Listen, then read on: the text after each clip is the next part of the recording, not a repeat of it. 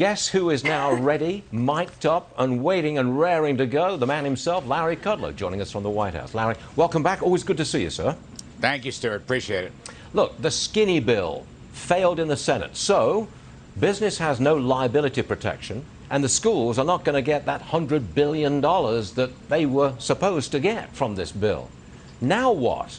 Will something else be put forward so there is some stimulus coming out there? Well, in truth, I don't know. I mean, there's going to be something of a shift right now to a continuing resolution to keep the government open. Secretary Mnuchin, Speaker Pelosi agree it should be a clean CR.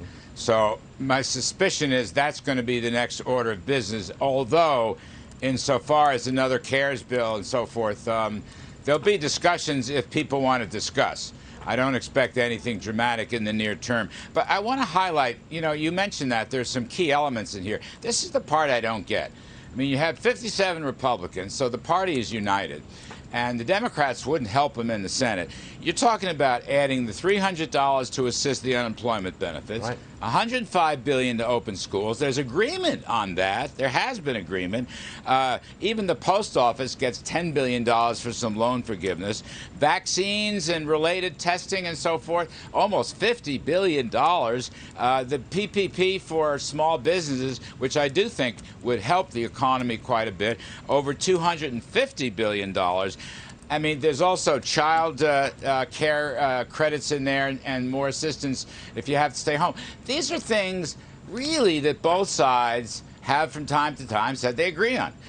Although I don't think the recovery hinges on this bill, the reality is it would help, okay? So I don't understand the logic. Why not do it? Oh, I think you're close to becoming very political here. It could be that the Democrats don't want more help for the economy because they don't want the economy to succeed, and they'll blame Trump for it all. That's the politics of this situation, isn't it? Well, I think you're a better political analyst than I am. I'll readily concede that. I'm just sorry. I'm just trying to stay on the policy side of this because the things I mentioned, they're all good things. In the talks in recent weeks, there have been agreement. The disagreements here are about the size and scope. A third of that Democratic package had nothing to do with COVID, for example. That's not right.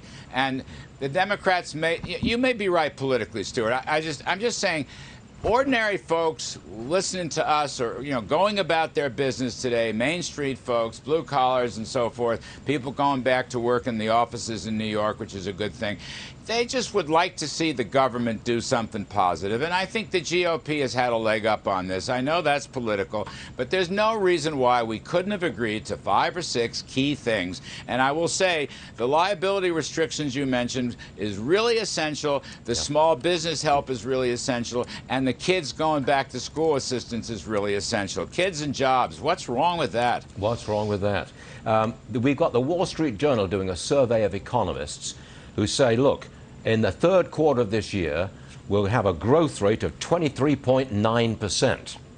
That's even better than you said it was going to be. Right. So are we still on track for an even better growth rate, third and fourth quarters? I think so. I mean, we'd be happy with 20%. That was our initial estimate, staying with that. But I do think you're seeing an upward movement, because the jobs numbers and unemployment have been strong. Housing, automobiles, manufacturing, you're all looking at very strong V-shaped recovery type numbers. The Atlanta Fed now is, I believe, over 30% or at 30% in their GDP now. I've seen Wall Street estimates of up to 35%. I'll stay where we are.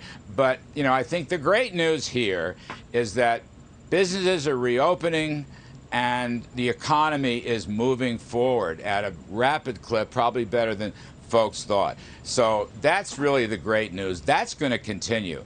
I mean, people say the jobs improvement is over. I completely disagree. If you look at initial unemployment claims or continuing claims versus a month ago, they're way, way better. So I see no reason why September's jobs report won't be an excellent number. And again, inventories have to be rebuilt to help the demand for cars, to meet the demand for cars and the demand for various consumer spending items. That's a self-sustaining recovery. So I think we're back on track. We got to get everything reopened. I dare say my home, New York City, 25% restaurants is not enough. We should go to, you know, as much as we can. But the virus numbers are coming down very well. The fatality numbers are coming down very well. I know this isn't over, and I know there's still hardships out there, but I hope and pray these trends continue, because American economy is very durable, and the underpinnings on low taxes and regulations are very helpful to future growth. Okay, Larry, thank you very much for being with us today. It's an important day, 9/11 Memorial, 19 years on, but we're very happy to have you here today. Thank you. May I say, Stu, please. God bless all of those people who helped us to get through that day. I was in the city that day. Yep. So was my wife. God bless them. And God bless the cops and the fire people and the first responders. We should remember how heroic they were on 9/11 instead of beating them up today. Let's not forget some history. Let's not forget that on that day and the succeeding days, we were united. This was a unified country. A wonderful thing, too. Yes, sir. Larry Kudlow, thank you for joining us, sir. Thank you. See you again soon. Yes, sir.